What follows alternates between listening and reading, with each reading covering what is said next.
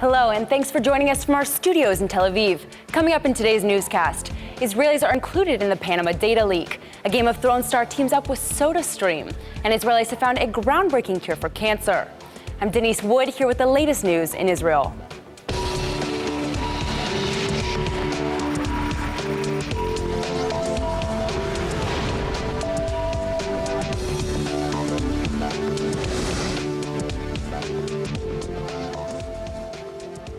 The massive leak of documents from a law firm in Panama is giving the world a lot of insight into how the rich and powerful hide their money in offshore accounts. The information is shaking up institutions around the world, and even Israel's included in the scandal. World leaders, businessmen, criminals, and celebrities were among those exposed. Some 600 Israeli companies and 850 Israeli shareholders are listed in the leaked documents. Among the Israelis listed is leading attorney Dov Weissglass, who was the former bureau chief for the late Prime Minister Ariel Sharon. Leading Israeli businessmen also include African mining magnate Yaakov Angel, along with Idan Ofer, a member of one of Israel's wealthiest families. A senior official in the Palestinian Authority was also mentioned in the list, and is said to have used offshore accounts to funnel money from the Arab states to the Palestinians. Bank Leumi and Bank Hapoalim are also documented as having conducted business with the law firm to manage trust funds for their clients. Other notable names on the list from around the world include the President of Ukraine, the King of Saudi Arabia, the Prime Ministers of Iceland and Pakistan, and close associates of Russian President Vladimir Putin. More than 11 million documents have been leaked from the Mossack Fonseca law firm, which specialized in setting up offshore companies in tax havens. And if you're wondering how all this information was leaked, the documents were passed to a German newspaper and shared with the International Consortium of Investigative Journalists. Over 100 news organizations were involved, including Israel's Haaretz newspaper. The appearance of names on the leaked documents doesn't necessarily imply wrongdoing, but it does link them to offshore companies. Tax authorities in Israel and around the world are being alerted about names on the list and may choose to investigate them for tax fraud. Israel has been making a lot of effort to stimulate the Palestinian economy, and now it's also trying to help Gaza. Israel's announced that it's extending the territory where it allows Gazan fishermen to travel at sea ahead of this year's fishing season. The fishing zone's being extended from 6 nautical miles to 9, running along Gaza's central and southern borders. The northern sea border with Israel will stay the same because of security concerns. Israel says the increased fishing area will allow Gazans to fish in deeper waters, which should result in bigger catches and stimulate the Gazan economy. But Gazans are asking for even more room to fish, and the chairman of the Gaza Fishermen's Union says it should be extended up to 20 miles. هذا طبعا لا يفي لاحتياجات الصيادين لها الكم الهائل من الصيادين 4000 صياد حوالي 1000 مركب في قطاع غزة سيتركز في هذه النقطة فعلا هي متروكة منذ 10 سنوات سيتم عملية صيد فيها جزئية هذا توقعي بنتأمل أنه يكون في خير كثير للصيادين لكن أنا بعتبر هذه خطوة منقوصة يجب أن يكون هناك 20 ميل بحري كما كان في اتفاقية أوسلو على الأقل. Even though the union's pushing for more, Gazan fishermen are already happy with the news.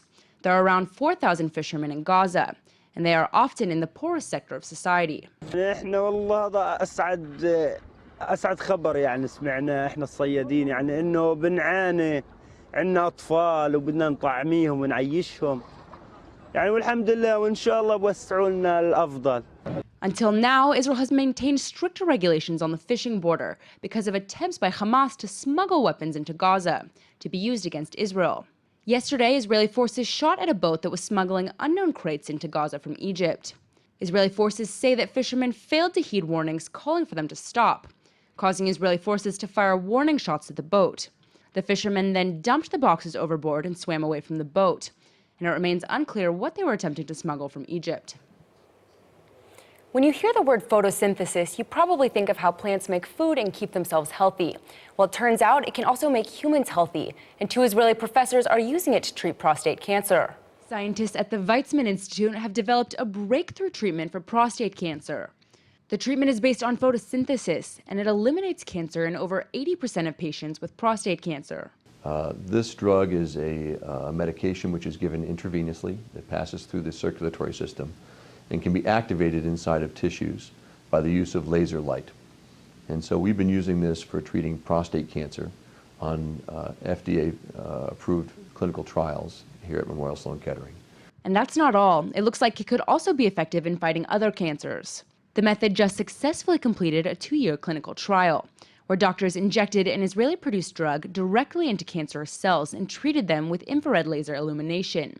The 90-minute treatment targets and destroys cancerous prostate cells, allowing patients to check out of the hospital the same day, without experiencing the negative effects of radiation therapy or undergoing an invasive surgery. The drug is being marketed by Steba Biotech, which is a startup that's located in the Israeli city of Nes Ziona. The drug was developed by Weizmann Institute professors Yoram Solomon and Avigdor Scherz. It's based on the principles of photosynthesis, meaning it uses infrared illumination to activate elements that destroy cancer cells, while leaving healthy cells alone. The professors are also working with the Sloan Kettering Cancer Center in New York to determine if the method can effectively treat other forms of cancer. This therapy has been around for about 4 or 5 years, and in clinical trials in the United States only until last year. The results of that study have shown that patients who are treated with photodynamic therapy, who have received adequate dosing and adequate treatment, have shown about an 80% success rate in terms of treatment efficacy or eradication of their cancer. We just told you about an Israeli cure for prostate cancer. But what about patients with different forms of cancers who undergo chemotherapy, or people who are concerned that they could get cancer? The Israeli company MD Sure says that a lot of the problem is that people aren't doing the right things to help their bodies fight off cancer, and they have a solution. The company comes up with an individual nutrition plan for patients that's based on scientific research and helps them strengthen their body so it will have the best possible outcome with its cancer treatment. Dr. Dorit Arad has more than 25 years' experience as a medical researcher, and she's here to tell us more. Thanks for coming in. So first of all, what does MD Sure do?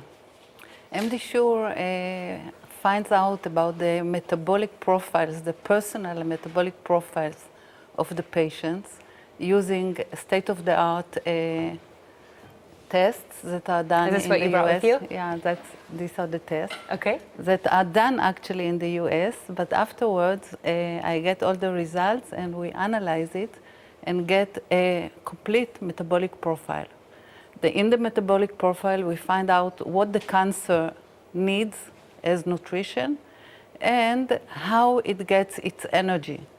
And using this information, we come out with a protocol, a nutritional protocol, that tells the patient what he needs to eat to starve the cancer and which supplements he needs in order to strengthen the body and also starve the cancer. Oh, fantastic.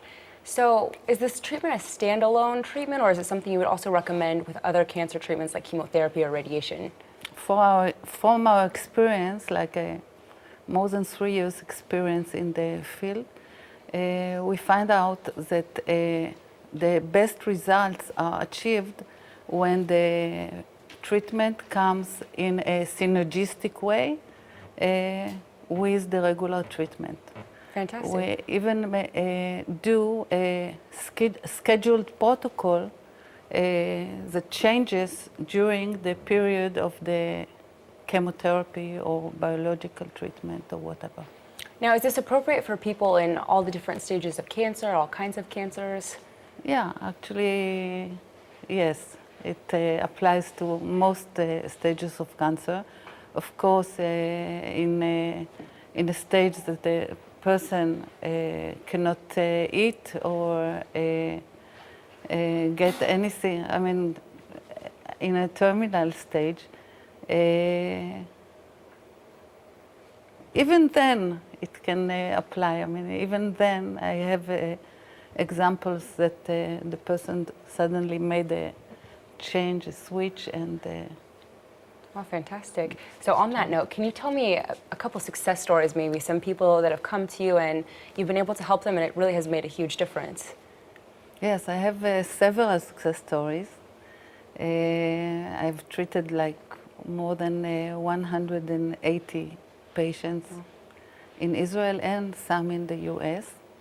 And I'll tell a story about a woman, a great lady, who was diagnosed with colon cancer with huge metastasis in her liver. And not with a good prognosis.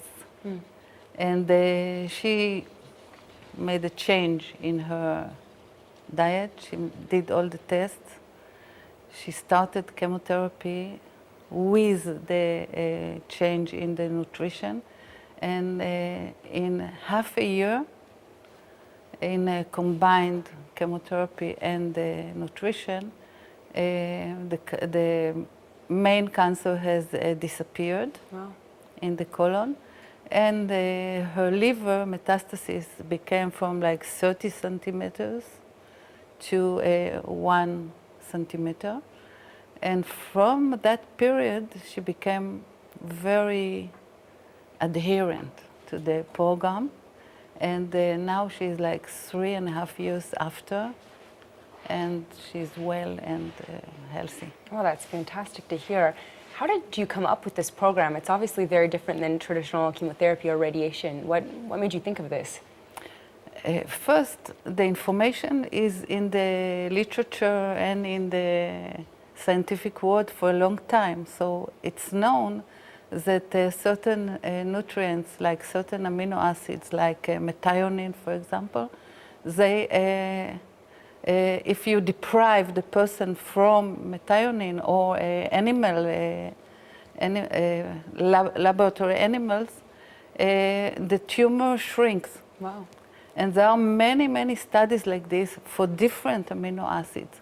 But somehow this method was not applied into personal metabolic treatment.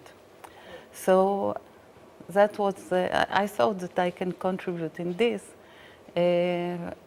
by doing metabolic tests,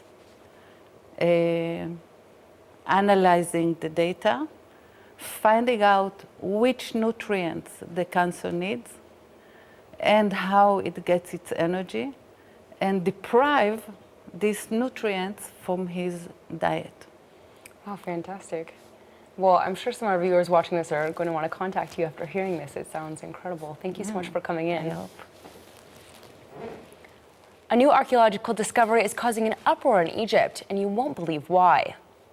2 Star of David engravings have been discovered in an ancient temple in the southern Egyptian city of Aswan, and the Jewish signs have sparked outrage. The Roman temple dates back to the 3rd century BC, and the head of the Egyptian Antiquities branch says he noticed a stone at the historic site with the 2 Jewish inscriptions. But when Dr. Mahmoud Afifi found the stone, he was quick to order its removal. Dr. Afifi is accusing a delegation of German archaeologists working on the site of engraving the Stars of David into the shrine stone. And he's not the only one that's infuriated by the incident. An Egyptian news site has gone even further, claiming that the Jewish engravings were drawn by a Jewish member of the German delegation who wanted to provoke Egypt.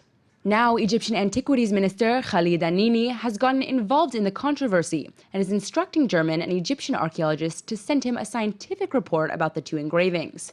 He says the only way to find out the truth behind the incident is to understand whether the sign of David was common during Roman times. The smash hit TV show Game of Thrones is about to start its next season, but one of the show's stars is already making a new TV appearance in a Sodastream ad, and you'll want to see it. Game of Thrones fans will definitely recognize the show's giant villain, Gregor Clegane, also known as the Mountain, in a new April Fool's Day ad for the Israeli company Sodastream. The actor, Hafthor Bjornsson, teamed up with the company to show off his comedic side, and it's definitely hilarious. In the ad, he shows off his incredible strength and says it's because he drinks heavy bubbles water. If it sounds ridiculous, that's because it's an April Fool's prank, and when viewers go to the website that he lists, they can see the rest of the ad. On the website, Bjornsson tells viewers heavy bubbles isn't real, and asks why anyone would believe in that. He says his fitness is totally unrelated to the water, but there's another reason why he loves Sodastream. He says with the company's product, you don't waste plastic bottles, and you can make sparkling water at home just like he does. The ad is definitely funny, but the company says it wanted to emphasize how ridiculous it is that most companies still use plastic bottles, and show how effective their reusable bottles are.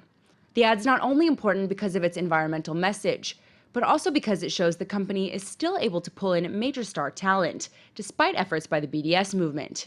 This all comes as the company was recently forced out of its West Bank factory, due to campaigns by the BDS movement against Israeli companies.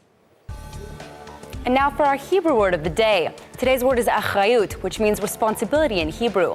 Every day we learn about Israelis doing some groundbreaking work to change the world, and it's not surprising.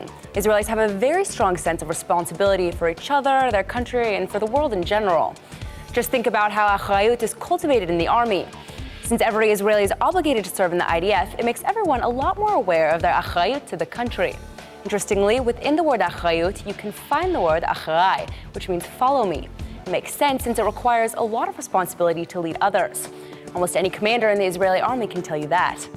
Responsibility can be a heavy burden, but it's a good thing that Israelis feel so much achrayut for one another. After all, it makes you feel a lot safer when you come to visit the Holy Land. Let's go ahead and take a look at the weather forecast. The warm weather continues. Tuesday is expected to be partly cloudy with a high of 78 degrees. The temperature will drop down to 76 on Wednesday, but it should be much sunnier.